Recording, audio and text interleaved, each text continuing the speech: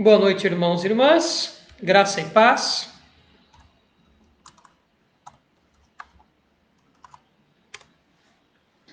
Estamos iniciando aqui o nosso segundo momento do Orai Sem Cessar. Tivemos os louvores e agora vamos para o nosso momento de estudo bíblico. Vamos iniciar orando. Oremos. Senhor, nós pedimos perdão dos nossos pecados e das nossas falhas, reconhecemos que somos pecadores e precisamos do teu perdão. Agradecemos por este dia que o Senhor nos deu, agradecemos todo o teu cuidado, o teu carinho e o teu amor. Pai eterno, fala conosco através da tua palavra, ouça-nos, ó Deus, em nossas orações, em nome de Jesus. Amém. Então, muito boa noite, seja bem-vindo, seja bem-vinda à página da Igreja Presbiteriana de Blumenau. Eu sou o pastor Anderson e esta é a nossa live Orai Sem Cessar. Hoje nós vamos estudar Atos, capítulo 16, versículos de 1 a 10. Atos 16, de 1 a 10. Vamos lá.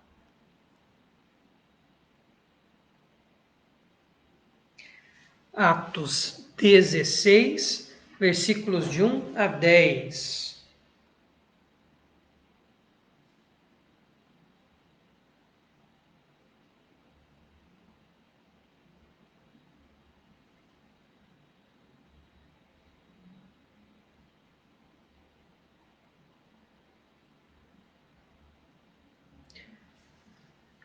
Vamos lá. Eu vou ler o versículo, aí eu já faço o comentário. Assim nós temos um ganho de tempo. Versículo 1 de Atos 16. Paulo chegou às cidades de Derbe e Listra. Em Listra morava um cristão chamado Timóteo. A mãe dele, uma cristã, era da raça dos judeus, mas o pai dele não era judeu. Vamos lembrar, né? Após o concílio de Jerusalém, após aquela reunião dos líderes na igreja de Jerusalém, para definir qual que seria o dever dos gentios, né? Dado aquele cisma por causa dos judaizantes, que discutiram que eles tinham que ser circuncidados, enfim. Aí o concílio de Jerusalém reúne, faz aquela decisão, nós já abordamos aqui, e envia Silas e Judas, junto com Paulo e Barnabé, para levar para as igrejas a decisão daquele concílio. Depois acaba que Paulo e Barnabé se estranham, porque Barnabé queria levar João Marcos e Paulo não. Eles acabam se dividindo. Paulo começa a sua viagem com Silas e Barnabé e João Marcos voltam para a ilha de Chipre. Então, dado esse passar do apóstolo Paulo pelas igrejas da Ásia Menor, né, das igrejas da região da Galácia, da Frígia e etc., ele leva consigo Silas e chegam agora a Derbe e Listra. Já falamos sobre essas duas cidades, são duas cidades pequenas, tranquilas, né, onde o evangelho foi pregado. Mas agora nós temos uma informação nova, interessante. Surge Timóteo. Timóteo é um indivíduo muito importante no Novo Testamento. Inclusive, duas cartas de Paulo, né, duas das suas cartas pastorais, são destinadas a Timóteo, que era um jovem pastor. Então, nós temos aqui um pouquinho da história de Timóteo. Timóteo era de Listra, a sua mãe era judia e o seu pai era estrangeiro, era grego. O grego aqui pode ser um termo genérico para qualquer habitante estrangeiro desta região. Bom, se nós lembrarmos do que diz o Antigo Testamento, Deuteronômio 7, 3, né? Deuteronômio capítulo 7, versículo 3, o casamento misto era uma prática proibida para os judeus. Mas caso acontecesse um casamento misto, e a mãe sendo judia, o filho ou a filha que nascessem era judeu ou judia. Então, no caso, Timóteo, por causa da mãe ser judia, ainda que o pai fosse estrangeiro, não judeu, grego, etc., ele era considerado judeu. Mas veja, esse casamento era considerado impuro e inválido pelos judeus, porque eles não tinham essa prática do casamento misto. Tá? E é interessante, né? O texto vai elogiar Timóteo, versículo 2. Todos os irmãos, aqui todos os irmãos falando acerca da comunidade cristã ali daquela região, né, do grupo de cristãos, que moravam em Listra e Icônio. Então, Icônio, uma cidade um pouco maior ali desta região, falavam bem de Timóteo. Então, veja, era um jovem cristão que tinha um testemunho público, alguém que realmente praticava a sua vida cristã. Então, era um bom cristão, alguém que não era só de palavras, mas tinha também obras, era alguém que vivia de fato o cristianismo, Timóteo. Versículo 3. Paulo quis levá-lo consigo e por isso o circuncidou, pois todos os judeus que moravam naqueles lugares sabiam que o pai de Timóteo não era judeu. Bom, pode até parecer que esse versículo 3 cria em nós uma dúvida ou mesmo um ponto polêmico. Veja, o Concílio de Jerusalém acabara de resolver que a circuncisão não era obrigatória aos gentios. E o próprio apóstolo Paulo luta veementemente contra esta prática de querer restaurar os preceitos da lei como se elas justificassem. Paulo sabe que não é a obra da lei que salva, mas é a graça. Timóteo também sabe disso. Mas vamos ver alguns pontos. O que leva Paulo, então, a mesmo na concepção de Paulo, a circuncisão não é algo necessário, mas por que ele vai circuncidar Timóteo? O primeiro fato, né? Timóteo era judeu por causa da sua mãe. Então, Timóteo não era estrangeiro, não era grego. Aliás, de ter um pé nas duas comunidades, né? Tanto na comunidade gentílica quanto na comunidade judaica. Mãe judia, pai grego, pai gentil, pai estrangeiro. Mas a concepção judaica, ele era considerado judeu porque a mãe era judia. Então, sendo assim, a circuncisão caberia naquele caso. Mas nem foi por isso. Acredito que o maior motivo que levou Paulo a praticar a circuncisão em Timóteo é que ele viu em Timóteo um líder. Tanto que Timóteo vai se tornar depois um pastor, um presbítero, um líder da igreja, alguém importante. E Paulo toma esta atitude num ato extremo de bom senso para não criar polêmica com os judeus helênicos daquelas regiões que ele queria ainda evangelizar. Então, olha que interessante. O circuncidou, a circuncisão era comum ao nenenzinho, né, um homem recém-nascido, ao 8º dia, levava-se até o templo e o sacerdote cortava o prepúcio, né, a pelinha ali que envolve o órgão genital masculino. E no caso, Timóteo teve uma circuncisão tardia, talvez até lembrando a questão de Abraão e dos outros que moravam com Abraão, que tiveram a circuncisão tardia após Deus firmar aquela aliança, enfim, e criar este rito da circuncisão. Mas Paulo simplesmente circuncida Timóteo para evitar polêmica, por uma questão de bom senso. Veja, o fato dele não ser circuncidado poderia ser já um obstáculo muito grande para que ele fosse aceito pela comunidade judaico-helênica, os judeus helênicos, os judeus de fala grega, os que estavam fora de Jerusalém, para acatá-lo como um mestre, como um pastor e etc. E Paulo nos dá uma lição interessante. Quando nós somos maduros na fé, nós é que temos que fazer concessões, e não aqueles que são imaturos na fé. Eu vou tentar usar um termo que eu aprendi com um grande pastor que está lá em Portugal, não é um termo, é uma história, né? O pastor Rubinho Pirola, né? Rubinho Pirola é cartunista, muitos anos foi missionário na Europa, agora está pastoreando uma igreja em Portugal. É uma pessoa excepcional, né? Tenho a sua página no Facebook, Café com Teologia, é muito bacana. E o Pirola conta uma história quando ele ainda era pastor da igreja presbiteriana, se eu não me engano, em Uberaba, Uberlândia, ele apoiava alguns trabalhos lá. Diz que a mocidade da igreja fez a noite do rock. E então decoraram toda a igreja, fizeram todo um cenário. convidaram bandas que tocam o rock gospel, enfim. E umas senhorinhas da SAF, da Sociedade Auxiliadora Feminina, que é a nossa sociedade interna, nosso grupo de senhoras, grupo de mulheres da igreja, foram participar, não só apoiar na logística do evento, mas foram participar do evento. E o pastor Pirola estava lá, o Rubem Pirola.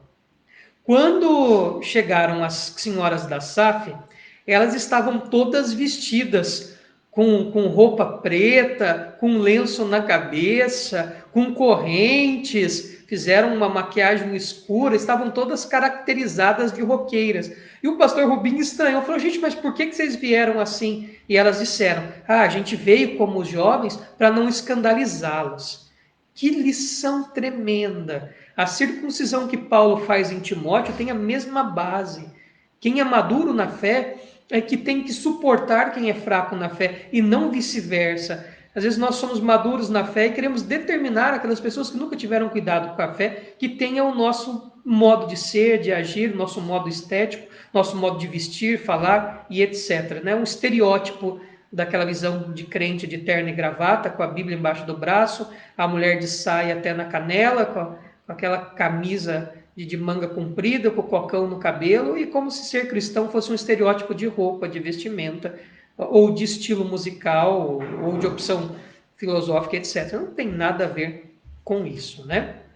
Bom, então voltando aqui para essa ideia, essa história, esse fato acontecido, tá? Que aconteceu lá com o pastor Rubinho Pirola, e eu acho que é uma grande aplicação, porque o que leva Paulo a circuncidar Timóteo, para não ser um obstáculo, né?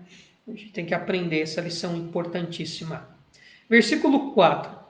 Nas cidades por onde passavam, agora Timóteo acompanha Paulo. Paulo está preparando Timóteo para ser um pastor, ser um presbítero, ser um líder da igreja, um dirigente da igreja.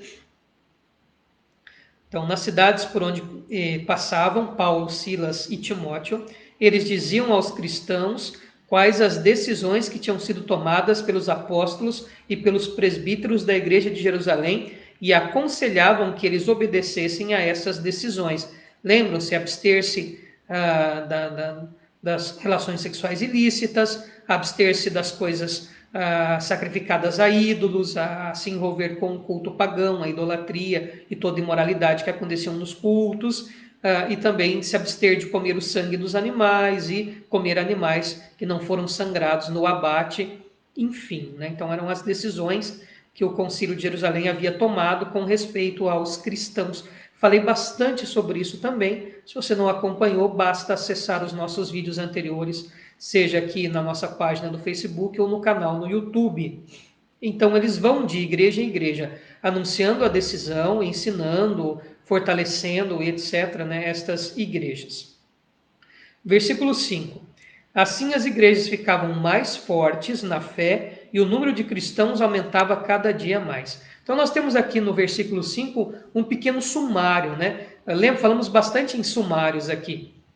É um recurso literário comum à historiografia do mundo antigo, que Lucas, o autor de Atos, que tem este quê de historiador, ele quer ser historiador, lógico, na concepção histórica que nós tínhamos há 2000 anos atrás.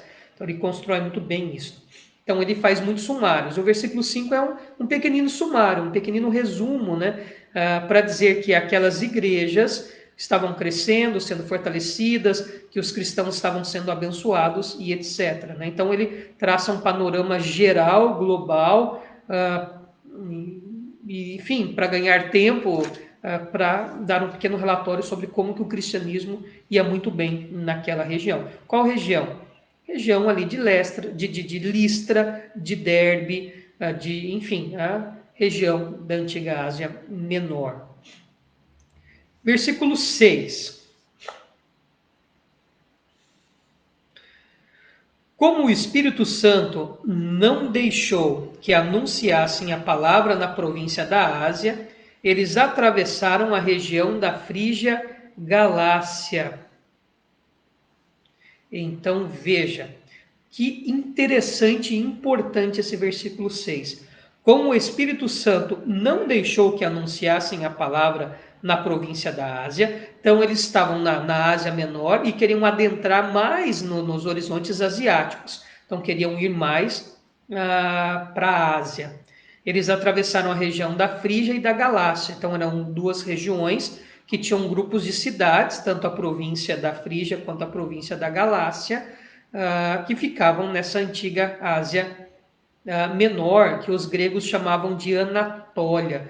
Então essa parte mais asiática, né, ali da costa do mar Mediterrâneo, onde é a atual Turquia, os romanos chamavam de Anatólia. E a parte mais europeia, né, mais próxima ali da Europa, eles chamavam de Trácia. Gente, mapa é um negócio confuso, né? Tem muita dificuldade no negócio de mapa, de divisão geográfica, mas nos mostra um pouco, né, como que o mundo era dividido nesta época. Então eles têm um desejo, mas veja, o Espírito Santo não permite. O autor não deixa claro que se os personagens aqui, Paulo, Silas e Timóteo, tinham ciência disso.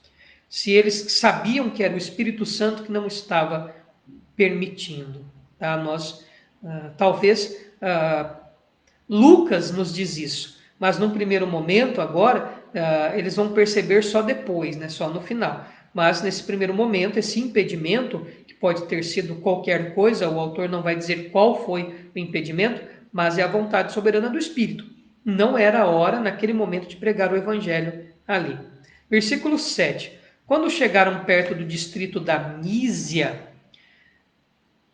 tentaram ir para a província da Bitínia, mas o Espírito de Jesus não deixou. Olha que interessante. Então, mais uma vez, eles querem ir para uma região, né? Mísia é uma região, a Bitínia também é uma região, que fica na região costeira do Mar Negro, né? Nessa época aqui. E também ali não era o lugar. Eles queriam ir para a porção asiática da coisa ali, mas não era o momento. O Espírito Santo tinha outros planos para eles.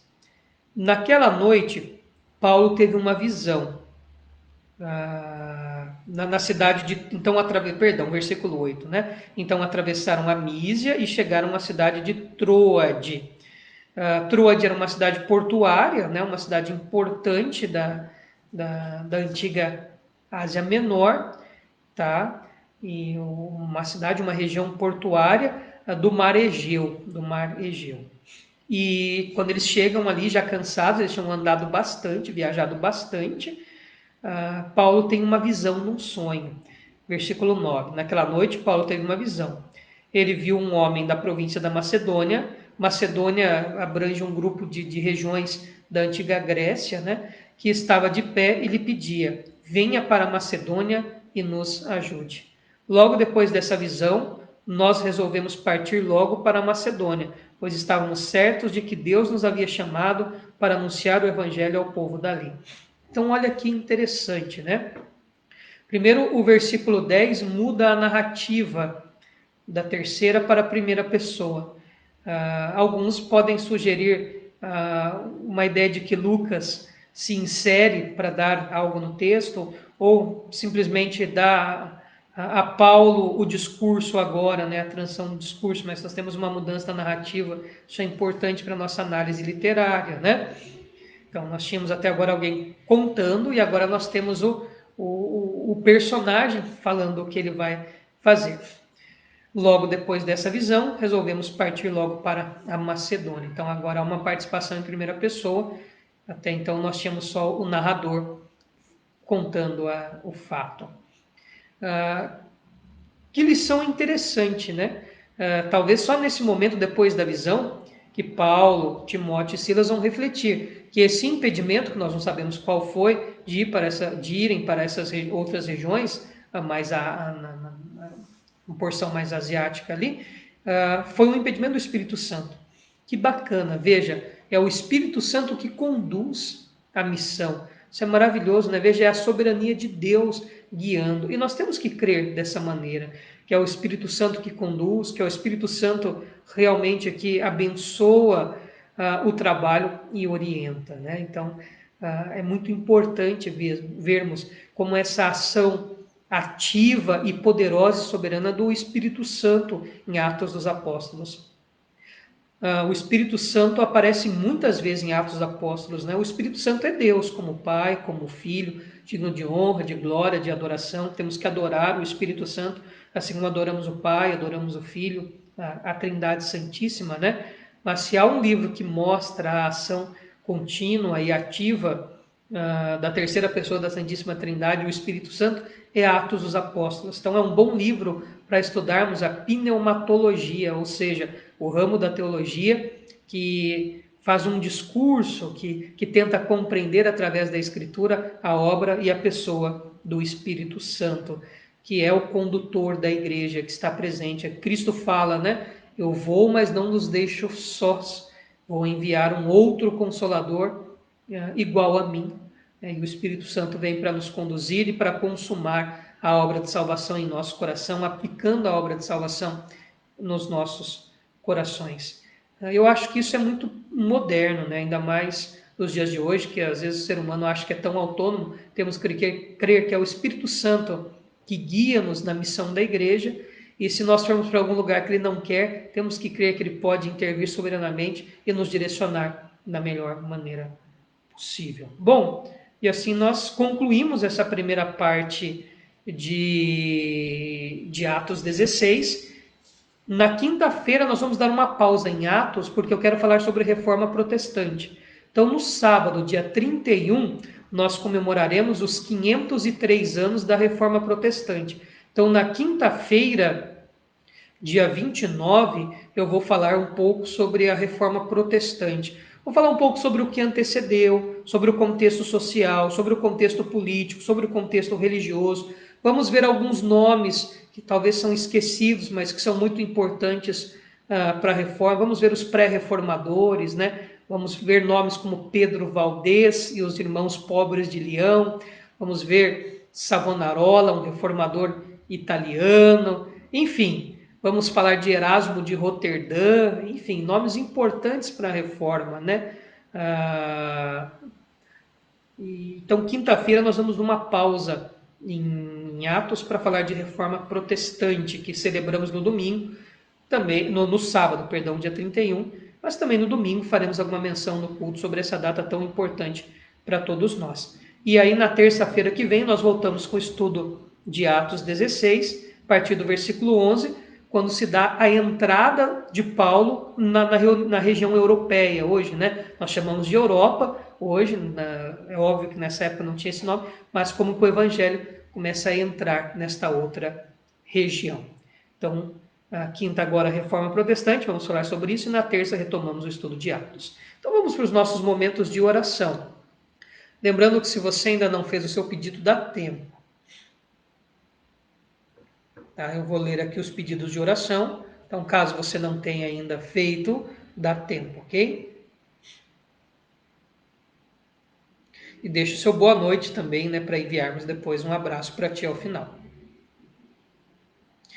Nosso irmão Carmelito Zimmermann, ele pede oração por ele e pela sua esposa Marina, que estão com problemas de saúde. Então, orar pela saúde do nosso irmão Carmelito e da sua esposa Marina, né, que são membros lá da Igreja Presbiteriana Filadélfia, que é a segunda igreja presbiteriana do Brasil aqui em Blumenau. Foi plantada pela primeira igreja aqui em Pontaguda, então é filha da nossa igreja, né?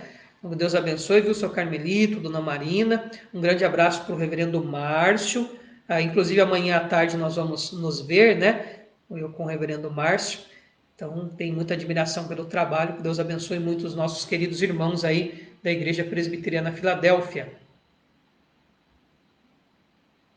Temos um pedido de oração do presbítero Max. Pede oração pelo jovem Mateus, pela passagem do seu aniversário. Então, é o Mateus Schmidt, que é filho do presbítero Paulo e da nossa irmã Lena. Tá? Então, um grande abraço para ti, viu, Mateus? Que Deus lhe abençoe muito, muitos anos de vida, muita felicidade. Então, orar pelo jovem Mateus, filho do presbítero Paulo e da nossa irmã Lena.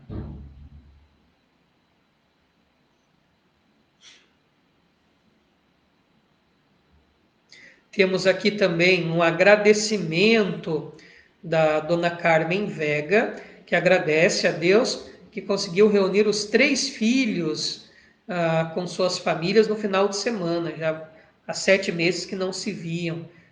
Que bom, que vamos agradecer por esta bênção, viu, dona Carmen? A nossa irmã Letícia, ela pede oração pela sua filha Luísa e pelo seu TCC, o trabalho de conclusão de curso, né? Que coisa chata que é esse tal de TCC. Nós vamos orar para Deus abençoar a Luísa, que ela consiga concluir e ser aprovada. Então nós vamos orar. Vamos lá. Senhor, nós colocamos diante de Ti a vida do nosso irmão Carmelito, da nossa irmã Marina, pedindo que o Senhor os abençoe na sua saúde, curando-os, ó Pai. O Senhor derrame graça e misericórdia, cremos no Teu poder para curá-los.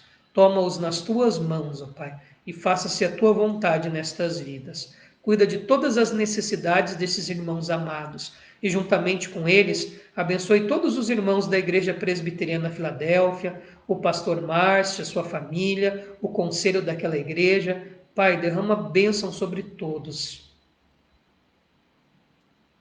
Suplicamos também, ó Pai, pela vida do presbítero Max, da nossa irmã Léo, pedimos pela vida da Hanna, da Ellen, do Fernando, do Max William, da sua esposa Ana. Derrama bênção sobre esta família, abençoe o Max sempre na estrada, sempre em viagem, livrando ele de todo mal, guardando e protegendo.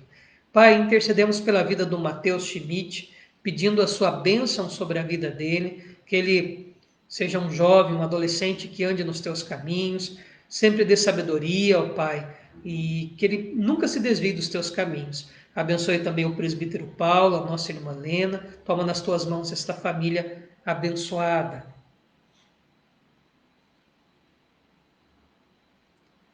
Pai, nós agradecemos pela bênção que o Senhor dá à dona Carmen, ao seu Omar, de reunir a família, os filhos. Pedimos que o Senhor abençoe muito esta família, suprindo as suas necessidades, livrando-os de todo o mal, guardando-os sempre debaixo do teu amor.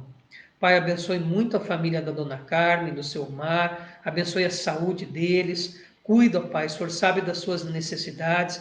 Abençoe os amigos e os irmãos deles também lá no Chile, nesse momento que o Chile vive difícil, de transformação política e social, que a tua graça e o teu amor seja derramada sobre esta nação. Pai, abençoe todos os irmãos e irmãs que estão assistindo esta transmissão, todos que assistirão posteriormente, que a tua graça, o teu amor e a tua bênção se estenda sobre todos, em nome de Jesus. Amém. Então vamos lá. Boa noite, Aline. Aline que está nos assistindo lá do quarto, né? A Aline acabou de transmitir aqui a live musical, né, com o João. Então, boa noite, Aline. Boa noite, João. Boa noite, Tamires. Boa noite, Júlia. Boa noite, Maria. Obrigado, viu, João, por fazer aqui um momento de canções. João é meu vizinho de porta, né, aqui no condomínio. Obrigado por emprestar a câmera, viu, João? O João tem emprestado a câmera para a gente, por isso que está ficando essa resolução bacana aqui. Mas vamos adquirir uma câmera bacana também, viu, João? A gente bota 3, 4, 5 câmeras na igreja, vai ficar uma coisa chique, igual o estúdio da Globo. Então Deus abençoe, viu, João? Um grande abraço para ti. Boa noite, seu Carmelito. Boa noite, Marina. Que Deus lhes abençoe muito, tá? Fortíssimo abraço. Boa noite, Dulceleia Pereira, nossa irmã de Itapema. Uma alegria muito grande, viu, tê-la aqui conosco. Um grande abraço, Dulceleia. Deus lhe abençoe. Boa noite, Léo. Boa noite, presbítero Max. Forte abraço para vocês também. Obrigado pela companhia. Que Deus lhes abençoe muito, né? Boa noite, seu Osias Costa. Um abração para o senhor, para a esposa. Deus lhes abençoe. Boa noite, Letícia. Boa noite, presbítero Ricardo. Boa noite, Luísa. Um grande abraço. Boa noite, seu Omar. Boa noite, dona Carmen. Que Deus lhes abençoe muito.